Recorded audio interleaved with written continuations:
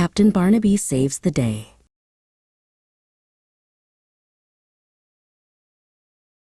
In the heart of Salty Cove, where the water sparkled like blue glass, lived a sturdy little tugboat named Barnaby. While he wasn't the biggest boat in the harbor, he had the brightest red paint and a heart full of courage. Every morning, Barnaby would puff a little cloud of steam and whistle a happy toot-toot to the rising sun.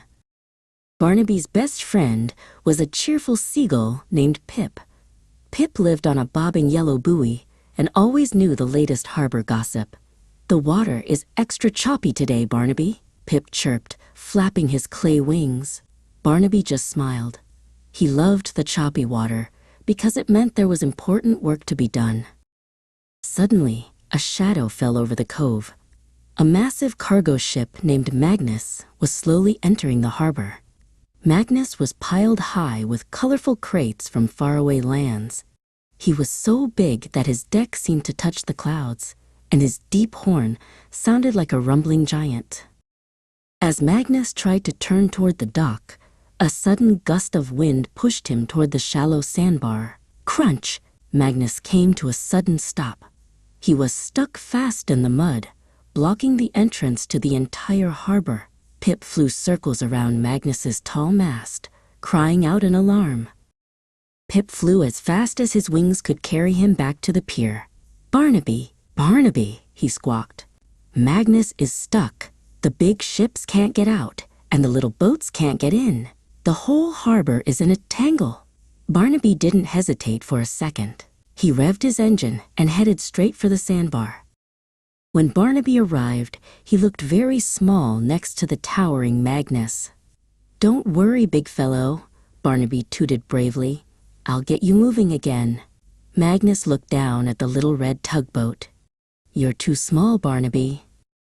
Magnus sighed with a heavy metallic groan. "I'm much too heavy for you."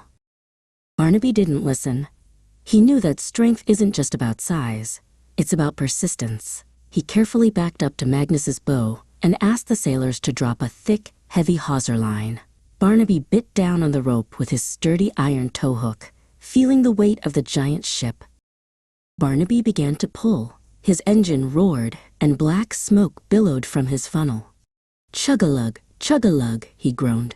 At first, nothing happened. Then, with one final mighty heave, the mud let go with a loud slurp. Magnus began to slide backward into the deep, clear water. "You did it," Pip cheered, performing a loop-de-loop in the air. Magnus was finally free, and the harbor entrance was clear once again. The giant ship let out a long, grateful blast of his horn that echoed off the clay cliffs. All the other boats in the harbor joined in, tooting their thanks to the little tugboat. As the sun began to set, painting the sky in shades of orange and purple clay, Barnaby returned to his cozy dock. He was tired, and his red paint was splashed with salt, but he was happy. He had saved the harbor, proving that even the smallest boat can do the biggest jobs.